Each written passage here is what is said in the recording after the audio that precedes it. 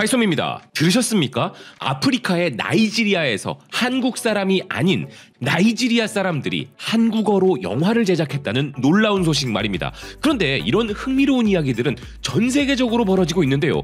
이제 세계는 한류를 일방적으로 소비만 하던 시대를 넘어 놀랍게도 그들이 한류 콘텐츠를 직접 제작하는 상황으로까지 급격히 변화하고 있는 것입니다. 먼저 남아메리카에서 한류 소비가 가장 높은 브라질에서는 그곳에 현지 한류 팬들을 소재로 한 브라질 드라마가 제작된 바 있었죠. 그리고 미국 드라마 엑소키티 역시 절대 빼놓을 수 없는 예시입니다. 세계적으로 인기가 높았던 넷플릭스 오리지널 시리즈 엑소키티는 주인공 여학생이 한국의 국제고등학교에 전학을 와서 한국에서 다양한 모험을 하는 이야기인데요. 처음엔 이런 드라마가 제작된다는 그 사실만으로도 놀라웠지만 세계적으로 흥행도 이어가고 시즌2 제작에까지 돌입한다는 것은 한류의 엄청난 인기와 영향력을 방증하는 부분인 것입니다.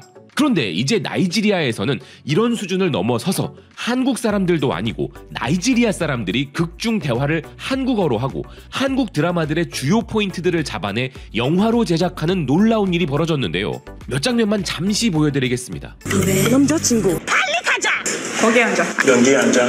집중해. 어떠신가요? 너무 아무렇지 않게 한국말을 쓰는 게 신기하기도 하고 자기들끼리 자기들 언어 놔두고 서로 한국말 쓰면 어색하지 않나 하는 생각도 저는 들었는데요. 어쨌든 마이 선샤인이라는 이 작품에는 한국어가 가장 뛰어난 언어라고 이야기하는 선생님도 등장하고 인사법부터 모든 일상에 한국어와 문화가 녹아들어 있습니다. 나이지리아 현지 매체의 리뷰도 참 흥미로웠는데요. 나이지리아 현지 매체 프리미엄 타임즈는 이런 한국의 문화와 나이지리아 문화의 혼합은 나이지리아 영화를 칭하는 일명 놀리우드의 팬들과 한국 드라마 매니아들 모두를 만족시키려는 시도라면서 대담한 실험이라 평가하고 있었습니다. 물론 배우들의 한국어가 자연스럽지 못한 부분도 있고 한국어와 다른 언어가 뒤섞여서 난해한 부분도 있지만 만약 이 영화의 목표가 한국어를 놀리우드에 효과적으로 섞는 것이라면 이 영화는 한국어를 더 심층적으로 이해하는데 이득을 제공했다는 평가인데요.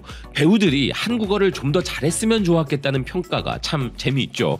그런데 우리가 사실 잘 몰라서 그렇지 나이지리아는 아프리카의 한국이라 해도 과언이 아닐 정도로 한류가 큰 영향력을 갖고 있는 국가입니다.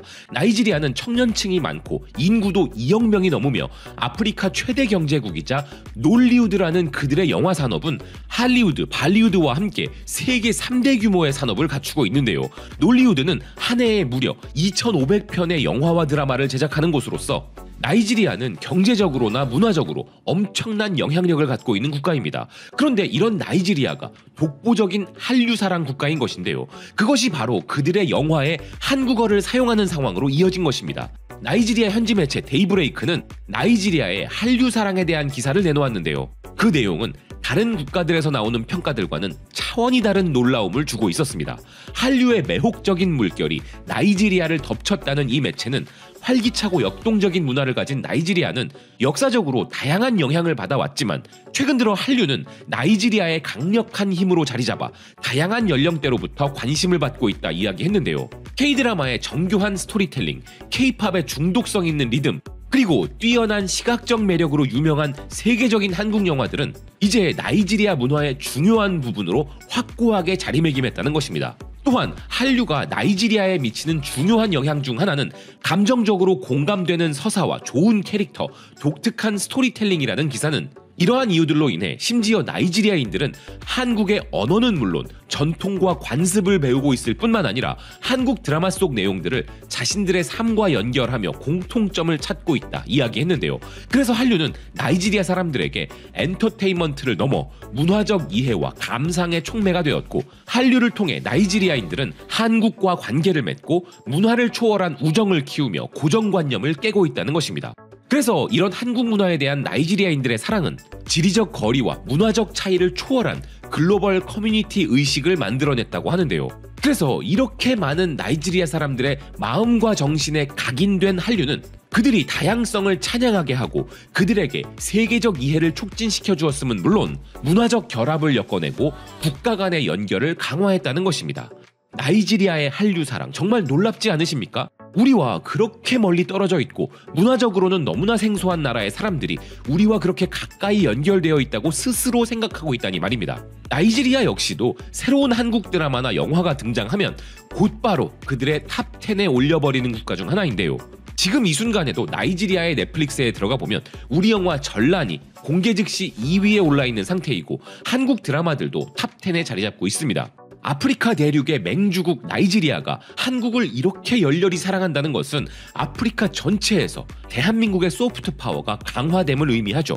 그리고 이는 곧 아프리카 대륙에 대한 국가 경쟁력 강화로 이어지는 것인데요. 이를 가시적으로 보여준 사례가 바로 한국어로 제작된 영화가 아니었을까 합니다. 그리고 이런 한류 생산 현상은 비단 나이지리아뿐만 아니라 독일에서도 벌어지고 있는데요. 문체부 산하 해외문화홍보원의 기사에 따르면 독일에서 K-팝 전문 라디오 프로그램이 런칭되었다고 합니다.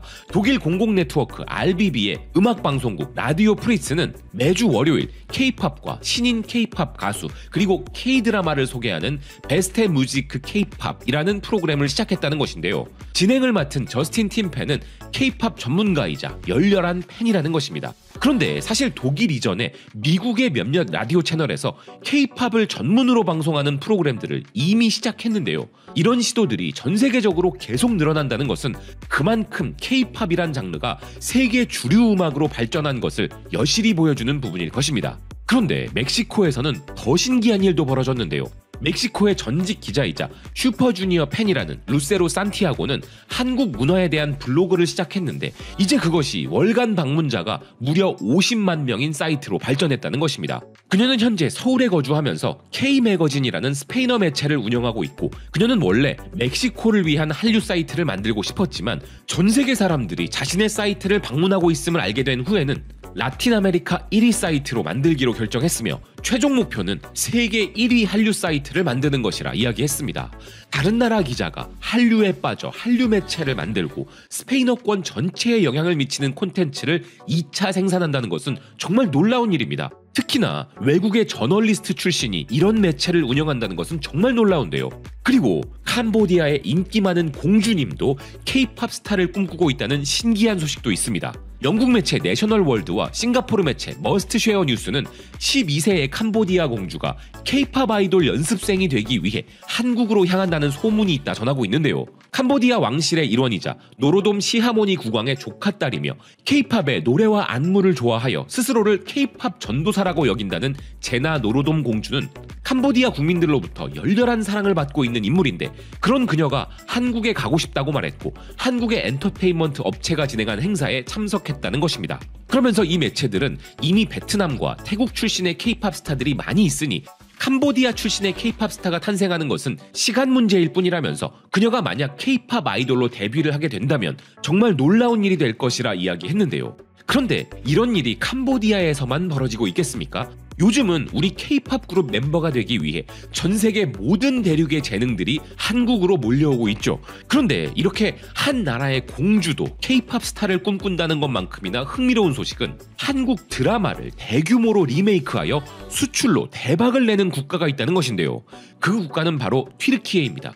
니케이 아시아는 아시아 드라마들이 튀르키예 리메이크를 통해 전 세계로 퍼지고 있다면서 튀르키예 드라마 제작사들이 만든 일부 리메이크 드라마는 전 세계적으로 인기를 얻기도 하고 기존 원작 제작사들에게 상당한 추가 수익을 안기고 있다는 것입니다. 그리고 이런 사례의 가장 대표적인 것이 바로 K-드라마들이라는 것인데요. 그 대표적인 예는 올해 튀르키예 채널에서 가장 인기 있었던 작품 바하르입니다. 국제적으로 블루밍 레이디라는 제목으로 알려진 이 드라마는 넷플릭스를 통해 전 세계에서 볼 수 있는 엄정화 주연의 한국 드라마 닥터 차정숙의 리메이크작인데요. 16부작의 이 리메이크 드라마는 단 하나의 에피소드를 제외하고 모든 에피소드들이 튀르키예에서 시청률 1위를 찍었다고 합니다. 이를 제작한 튀르키예 제작사 MF 야핌의 부사장 파티흐 악소이에 따르면 바하르는 이집트, 그리스, 러시아, 미국, 스페인을 포함한 약 50여 개국에 또다시 리메이크 판권을 판매하면서 전례 없는 성공을 거두었다고 하는데요. 원래 이 제작사는 외국 드라마 각색을 전문으로 해왔다고 하며 이 드라마의 두 번째 시즌은 더 큰 성공을 기대하고 있다는 것입니다. 실제로 튀르키예 제작사들은 놀랍게도 지난 10년 동안 무려 40편 이상의 한국 드라마를 현지 리메이크했다고 하는데요.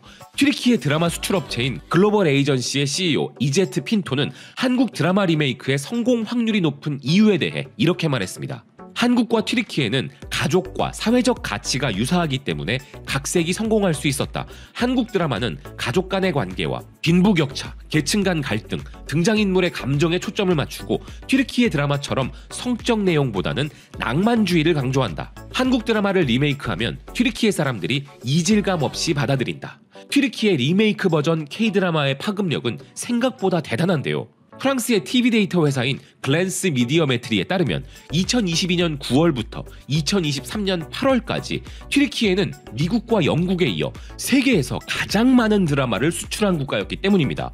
튀르키예는 그 기간 동안 약 133작품을 해외로 수출했고 세계적으로는 7억 5천만 명 이상이 그 드라마들을 시청했다는데요. 2020년과 2023년 사이에는 무려 184% 성장하여 같은 기간 동안 한국 드라마가 73% 성장한 것을 앞지르기도 했다는 것입니다. 튀르키예는 문화적, 종교적, 지리적 이점으로 인해 파급력이 상당하다는 분석인데요. 이렇게 우리에겐 생소하지만 세계적으로 엄청난 영향력을 가진 튀르키예 같은 국가들이 우리의 문화를 깊이 공감하여 한류 드라마를 열렬히 사랑한다는 것도 참 흥미롭지만 이렇게 한류 드라마를 재생산하여 수출 산업으로까지 활용한다는 것은 정말 놀랍습니다. 다만 우리 제작사들과 정식적인 절차를 거쳐 판권 수익만 확실히 보장해준다면 이 또한 우리 제작사들에게는 또 다른 수익을 보장해주니 정말 좋은 일인데요. 이처럼 이제 한류는 단순히 1차적으로 소비되던 시대를 넘어 세계 각국에서 재가공, 재생산되는 시대로 접어든 상황입니다. 시청해주셔서 고맙습니다. 또 뵙겠습니다.